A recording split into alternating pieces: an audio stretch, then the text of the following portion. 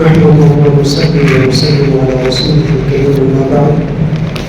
أعوذ بالله من الشيطان الرجيم. بسم الله الرحمن الرحيم. إنك ميت وإنهم ميتون ثم إنكم يوم القيامة عند ربكم تختصمون. وقال أحد الموت جسر يوصل الحبيب إلى الحبيب، أو كما قال عليه الصلاة والسلام. رمضان پر بہت سی کام کی باتیں آپ نے سنی، الحمدللہ محسن عمل بھی کیا ہوگا اور مسلسل سنتے بھی رہتے ہیں. آج بس خطبے کا صرف ترجمہ کرتا ہوں. خطبے کا عنوان ہے موت.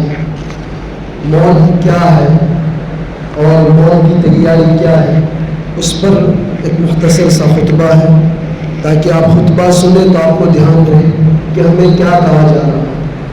خطبے کی وجہ سے پہلے بھی بتایا تھا، شریعت نے 2 رکعت کم کر دی تاکہ آپ کے سامنے خطبے میں بہت ساری باتیں بیان کی جائے جو ہفتے بھر آپ کو کام آئے، پھر دوسرے ہفتے میں آئے کچھ اور بیان کیا جائے اور آپ کے لیے قابل عمل. سب سے پہلی بات کہ موت ایک پل ہے. جس طرح ندی کے 2 کنارے ہوتے ہیں، ایک کنارے کو دوسرے کنارے سے ملانے کے لیے اوپر پل باندھا جاتا ہے، اسی طرح موت ہے کہ موت ایک محبوب کو دوسرے محبوب سے ملا دینے والی چیز ہے. جب بندہ اللہ کا فرما بردار ہوتا ہے تو موت کے وقت اس کو یہ تمنا ہوتی ہے کہ اب میں میرے خالق و مالک سے ملنے جا رہا ہوں. دل میں ایک شوق ہوتا ہے کہ اللہ سے ملوں گا. قرآن میں اللہ تعالیٰ فرماتے ہیں الذین تتوفاهم الملائکۃ طیبین یقولون سلام علیکم ادخلوا الجنۃ بما کنتم تعملون. موت کے وقت فرشتے ظاہر ہوتے ہیں اور ظاہر ہوتے ہیں تو جو مسلمان ہوتے ہیں اور جنہوں نے اچھے اعمال کیے ہوتے ہیں، فرشتے باقاعدہ ان کو سلام کرتے ہیں، السلام علیکم ورحمۃ اللہ، اور یہ سلامتی کی دعا دے کر ان کو بشارت سناتے ہیں کہ اب تمہیں کوئی چیز تکلیف نہیں پہنچائے گی. اور اوپر والی آیت میں اللہ تعالیٰ فرماتے ہیں کہ جب کافر بندوں کو فرشتے موت دیتے ہیں تو اس وقت وہ صلح کرنے کی کوشش کرتے ہیں کہ کچھ مہلت دے دو، اچھے عمل کر لیں گے اور اپنی زندگی کو سدھار لیں گے. فَأَلْقَوْا السَّلَمَ مَا كُنَّا نَعْمَلُ مِنْ سُوءٍ بَلَىٰ إِنَّ اللَّهَ عَلِيمٌ بِمَا كُنتُمْ تَعْمَلُونَ فَادْخُلُوا أَبْوَابَ جَهَنَّمَ خَالِدِينَ فِيهَا فَبِئْسَ مَثْوَى الْمُتَكَبِّرِينَ. اللہ تبارک و تعالیٰ کی طرف سے سخت دھمکیاں اس وقت اس کو سنائی جاتی ہیں لیکن ہم سنتے نہیں. موت ہر ایک کے سامنے یہ مرحلہ پیش آتا ہے. اللہ تبارک و تعالیٰ اچانک کی موت سے ہمیں محفوظ فرمائے. حدیث میں باقاعدہ دعا ہے اللہم انا نعوذ بک من موت الفجاء. اچانک کی موت سے پناہ مانگنی چاہیے. آدمی کو توبہ اللہ کی توفیق نہیں ہوتی ہے.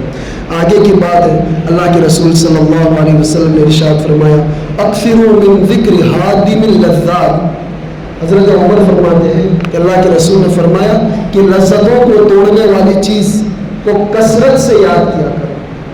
کہ انسان دن بھر لذتوں میں اپنی زندگی گزارتا ہے، اونچے اونچے محل بناتا ہے، بیویوں کے درمیان رہتا ہے، بچوں کے درمیان رہتا ہے اور شادی بیاہ کا موقع آتا ہے تو مرنا بھول جاتا ہے. تو اس وقت کہا کہ لذتوں کو توڑنے والی چیز کو کثرت سے یاد کیا کرو. فرمایا کہ لذتوں کو توڑنے والی چیز کیا ہے؟ اللہ کے رسول سے پوچھا، قال الموت. موت جو ہے وہ لذتوں کو توڑنے والی چیز ہے. آگے ہے کہ ایک آدمی نبی کریم صلی اللہ علیہ وسلم کے پاس آیا اور سلام عرض کیا کہ یا رسول اللہ ای المؤمنین افضل، کہ بہترین مسلمان کون ہے، بہترین مومن کون ہے؟ فرمایا احسنهم خلقا، جس کے اچھے اخلاق. دوسرا سوال کیا ای المسلمین اقیس، کہ مسلمانوں میں سب سے زیادہ سمجھدار اور فہم کا حامل کون سا انسان ہے، کس کو سب سے زیادہ سمجھداری کا ایوارڈ دے سکتے ہیں؟ اللہ کے رسول نے فرمایا اکثرهم للموت ذکرا، کہ جو موت کو زیادہ یاد کرتا ہو وہ میری امت کا سمجھدار ترین انسان ہے. اور آگے فرمایا وَأَحْسَنُهُمْ لِمَا بَعْدَهُ اسْتِعْدَادًا أُولَٰئِكَ الْأَقْيَاسِ، کہ جو اپنے ماں باپ والی زندگی کے لیے یعنی مرنے کے بعد کی جو لامحدود زندگی آتی ہے اس کے لیے اچھی طرح تیاری کرنے والے ہوں، اولئک الاقیاس، سمجھدار کہے جانے کے قابل وہی لوگ ہیں، اس کے علاوہ اور کوئی نہیں ہے۔ ابو علی طبقات اس امت کے بہت بڑے عالم گزرے ہیں، انہوں نے کہا کہ جو آدمی موت کو کثرت سے یاد کرتا ہے اسے 3 نعمتیں ملتی ہیں، اور جو آدمی موت کو بھلا دیتا ہے اس کو 3 سزائیں ملتی ہیں۔ پہلی نعمت جو ملتی ہے کثرت سے موت کو یاد کرنے والے کو، تعجیل التوبہ، وہ توبہ جلدی کر دیتا ہے۔ گناہ میں ہو جاتے ہیں تو توبہ کرنے میں بہت جلدی کرتا ہے، کہیں ایسا نہ ہو کہ میں ابھی مر جاؤں، اس لیے موت کو کثرت سے یاد کریں کہ توبہ کی توفیق ملتی ہے۔ دوسری جو نعمت ملتی ہے وہ یہ ہے قناعت القلب، کہ دل بہت تھوڑے پر راضی ہو جاتا ہے، ہائے لائی نہیں کرتا، ہائے دنیا، اس سے انسان محفوظ ہو جاتا ہے۔ اور تیسرے نمبر پر فرمایا وَنَشَاطُ الْعِبَادَةِ، عبادت کی چستی نصیب ہوتی ہے، بندہ عبادت میں اپنے آپ کو کھپاتا ہے، لمبی رکعتیں پڑھتا ہے، سجدے کرتا ہے، اللہ کے سامنے روتا گڑ گراتا ہے، کیا پتا کب موت آ جائے۔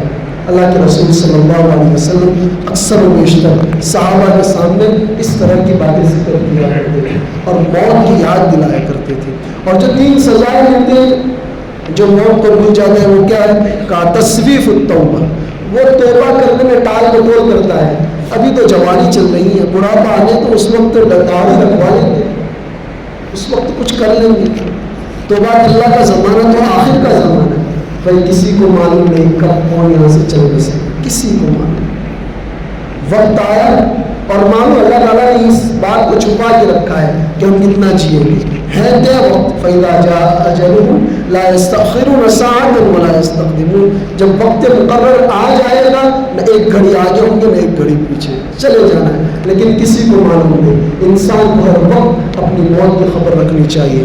دوسرے نمبر پر وَتَرْكُ الرِّضَا بِالْكَفَافِ، اللہ نے جو دیا ہے اس میں اس کا پیٹ نہیں بھرتا ہے، جو موت کو یاد نہیں کرتا ہے نہیں، اللہ نے جو کچھ دے رکھا ہے اس کا پیٹ نہیں بھرتا، اور مزید تلاش کرتا ہے اور تلاش کرتے کرتے بڑھاپے کی دہلیز پر قدم رکھ دیتا ہے، اور موت اس کا استقبال کرنے کے لیے تیار کھڑی ہوتی ہے۔ پوری زندگی کا کیا کرایا کمایا ہوا آن کی آن میں ہاتھ سے چھوٹ جاتا ہے۔ بہت سے امیر ایسے آتے ہیں ہزاروں کروڑ روپے ایسے ہی چھوڑ کر مر جاتے ہیں، چلے جاتے ہیں، حسرت لے کر جاتے ہیں۔ وَالتَّكَاسُلُ فِي الْعِبَادَةِ، جو تیسری سزا ملتی ہے موت سے غفلت برتنے والے کو وہ یہ کہ عبادت میں سستی ہوتی ہے، بندہ نماز نہیں پڑھتا، فجر کے لیے نہیں اٹھتا، مسجدیں بھری ہوئی ہوتی تھی رمضان میں ماشاءاللہ کھچا کھچ، رمضان جیسے ہی گیا وہی مسجدوں کی، کسی نے کہا اقبال نے کہا ہے مسجدیں مرثیہ خواہیں کہ نمازی نہ رہے، یعنی وہ صاحب اوصاف حجازی نہ رہے، کہ مسجدیں پھر مرثیوں پڑھتی ہیں، کہاں گئے یہ نمازی۔ کسی نے کہا ہے آگے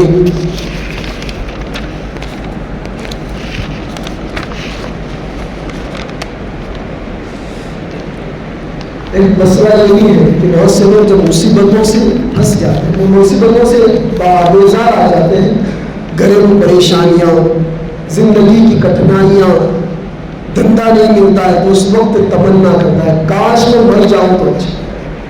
حدیث میں اس پر سخت وعید آئی ہے کہ موت کی تمنا موت کی تمنا دنیا سے چھوٹنے کے لیے یہ ہرگز نہیں کرنا چاہیے۔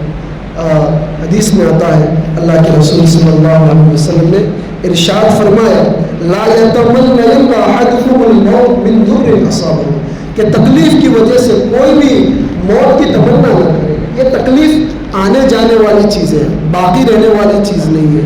مصیبت سے گھبرا کر قرآن میں آتا ہے فَأَصَابَتْكُمْ مُصِيبَةُ الْمَوْتِ، کہ جب لوگوں کو موت کی مصیبت پہنچتی ہے، علماء نے اس آیت کے ذیل میں لکھا ہے کہ بے شک موت بہت بڑی مصیبت ہے، لیکن اس سے بھی بڑی مصیبت موت کو بھول جانا ہے، بندہ یہ بھول جائے کہ مجھے مرنا ہے۔ حضرت سعید ابن المسیب کے بارے میں آتا ہے کہ مجھے 2 چیزوں سے بڑا ڈر لگتا ہے، ایک تو موت سے اور ایک پروردگار کے سامنے کھڑے ہونے سے، کہ کل قیامت کے دن میں پروردگار کے سامنے کھڑا ہوگا تو کیا ہوگا۔ تو موت کی تمنا نہیں کرنا چاہیے، وہ اپنے وقت پر آئے گی۔ اور اللہ کے رسول نے فرمایا فَإِنْ كَانَ لَا بُدَّ فَاعِلًا، اگر آپ کو تمنا کرنا ہی ہے اور آپ کا بس اب یہ چاہتا ہے کہ موت آ ہی جائے، تو اس طرح کہا کرو اللہم احینی ما کانت الحیات خیرا لی وتوفنی اذا کانت الوفات خیرا لی، پروردگار اگر میرے لیے جینا بہتر ہے تو میری زندگی کو آسان کر دیجیے، اچھی طرح جلائیے، اور اگر میرے لیے مرنا بہتر ہے تو میرے لیے موت کو آسان کر دیجیے۔ کنڈیشنل دعا ہے، ایسا نہیں کہ موت تو آ جائے میں تیرا منتظر، ایسا نہیں کرنا چاہیے۔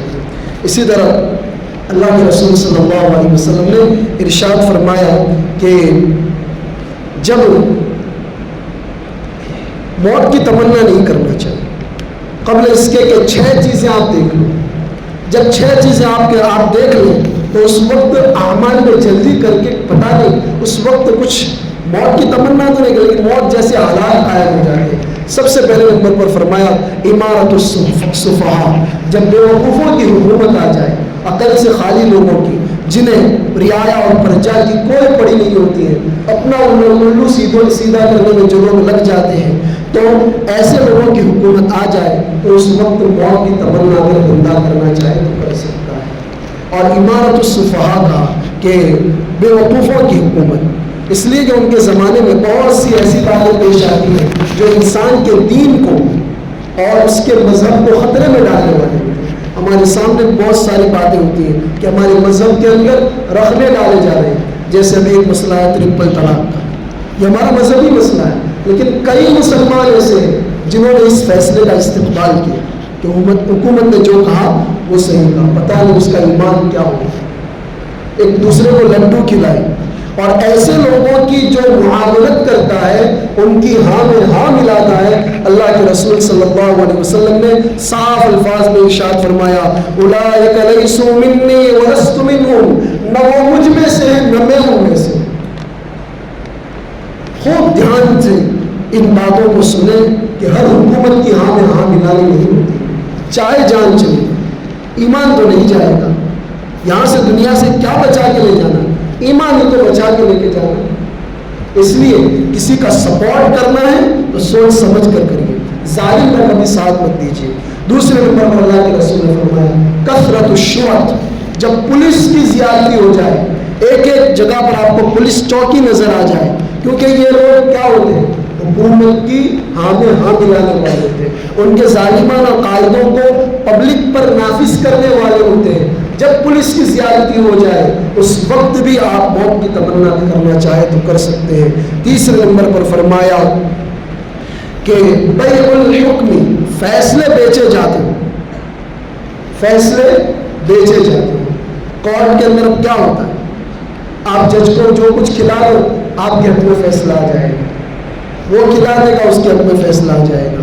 اگر یہ ماحول قائم ہو جائے اس وقت بھی اگر موت کی کوئی تمنا کرنا چاہے تو کر سکتا ہے۔ چوتھے نمبر پر فرمایا قطیعۃ الرحیم، جب رشتے کاٹے جا رہے ہوں اور رشتہ داریوں کو توڑنے کے لیے ایک دوسرے کو اکسایا جاتا ہو، آپسی رشتوں کو خراب کیا جاتا ہو، اس وقت بھی اگر کوئی موت کی تمنا کرنا چاہے تو کر سکتا ہے۔ چھٹے نمبر پر فرمایا، پانچویں نمبر پر الاستخفاف بالدم، لوگوں کے خون کو ہلکا سمجھا جانے لگے کہ بھائی کسی نے کسی کو قتل کر دیا، حکومت کا فرض بنتا ہے کہ اس کے خون کا بدلہ لے، لیکن یہاں پر ہلکا کہ جو اگر کوئی ماتھا باری ہوتا ہے اور جس کو اللہ تعالیٰ نے عمر سے نوازا ہوتا ہے وہ پیسے دے کر اپنے کیس کو ہلکا کر لیتا ہے، ثبوت مٹا دیتا ہے، ایسے حالت میں بھی اگر کوئی موت کی تمنا کرنا چاہے تو کر سکتا ہے۔ اور آخر میں فرمایا کہ نشو یتخذون القرآن مزامیر، ایک نسل آئے گی جو قرآن کو گٹار بنا کے پڑھے گی، آواز کو اٹھائے گی، نیچا کرے گی، حروف کو سیدھا کرے گی، اور انہیں علم و عمل سے کچھ واسطہ نہیں ہوگا، نئے قاری ہوں گے، علم کا ان کے دل میں کچھ ذرہ بھی نہیں ہوگا۔ ایسے لوگوں کا جب دور آئے تو آپ موت کی تمنا کرنا چاہے تو کر سکتے ہیں۔ آخر میں ایک حدیث ہے کہ بہت سارے لوگ دن مناتے ہیں نا، فادرس ڈے، ویلنٹائن ڈے، اسی طرح برتھ ڈے، ڈاٹرس ڈے، ایک دن ایسا ہے جس کے بعد کوئی ڈے نہیں ہوگا، قرآن نے اس کو کہا یوم الحسرت، حسرت کا دن، اس حدیث وَأَنذِرْهُمْ يَوْمَ الْحَسْرَةِ إِذْ قُضِيَ الْأَمْرُ، کہ اے نبی ان کو ڈرائیے حسرت والے دن سے. کہا حسرت والا دن کون سا ہوگا؟ کہا جب جنتی جنت میں چلے جائیں گے، جہنمی جہنم میں چلے جائیں گے، تو ایک کب چترا میڈے کی شکل میں موت کو لایا جائے گا. فَيُوقَفُ بَيْنَ الْجَنَّةِ وَالنَّارِ، اس کو جنت اور جہنم کے درمیان کھڑا کیا جائے گا. اللہ تبارک و تعالیٰ جہنمیوں سے بھی سوال کریں گے، جنتیوں سے بھی سوال کریں گے کہ جانتے ہو اس کو کیا ہے؟ اللہ کے رسول نے فرمایا اس طرح نظریں اٹھا کر دیکھیں گے، فَيَشْرَئِبُونَ إِلَيْهَا وَيَنْظُرُونَ، اس کو دیکھیں گے اور کہیں گے نعم هَذَا الْمَوْتِ، یہ تو موت ہے، یہ تو موت ہے. اللہ تبارک و تعالیٰ اللہ کے رسول نے فرمایا فَيُؤْمَرُ بِهِ فَيُذْبَحُ، موت کو سب کے سامنے ذبح کر دیا گیا، سب کے سامنے ذبح کیا جائے گا. اور اللہ کے رسول نے آگے الفاظ میں ارشاد فرمایا یا اہل الجنت خلود ولا موت، اب یا پرماننٹ رہنا ہے، اب موت نہیں ہے. جہنم والوں کو کہیں گے یا اہل النار خلود ولا موت، اے جہنم والوں اب ہمیشہ رہنا ہے، اب مرنا نہیں. ایسے دن کی تیاری ہم سب کو کرنی ہے. اللہ تبارک و تعالیٰ ہم سب کو موت سے پہلے موت کی تیاری کرنے کی توفیق عطا فرمائے. حضرت ابو ہریرہ رضی اللہ تعالیٰ عنہ جب کسی کے موت کی خبر سنتے تو اس کے جنازے کے پاس جاتے اور کہتے جا بھائی ہم تیرے پیچھے آ رہے ہیں، جا بھائی ہم تیرے پیچھے آ رہے ہیں. حضرت سعید بن جبیر جو اس امت کے بہت بڑے تابعی ہیں، حجاج بن یوسف نے جن لوگوں کو قتل کیا آخری نمبر جن کا لگا وہ یہی تھے، سعید بن جبیر. وہ کہتے ہیں کہ مجھے ایسا لگتا ہے کہ میرے دل سے اگر موت کا تھوڑی دیر کے لیے خوف چلا جاتا ہے تو ایسا اندازہ ہوتا ہے کہ شاید میرا دل مر گیا ہے، میرا دل مر گیا ہے. ایک گھڑی کے لیے بھی یہ موت سے اپنے آپ کو الگ کرنے والے نہیں تھے. ایک تابعی کے بارے میں لکھا ہے کہ جب بجلی چلی جاتی تھی، دیا بجھ جاتا تھا تو بہت تڑپتے تھے، اور تڑپتے اتنا تڑپتے تھے کہ ان کی بیوی کو باقاعدہ سوال کرنا پڑتا کہ آپ کیوں تڑپ رہے ہیں؟ کہا جب بجلی چلی جاتی ہے، اندھیرا ہو جاتا ہے تو قبر کا اندھیرا یاد آ جاتا ہے. میرے دوستوں جیے، اللہ تعالیٰ نے بہت اچھی زندگی رکھی ہے.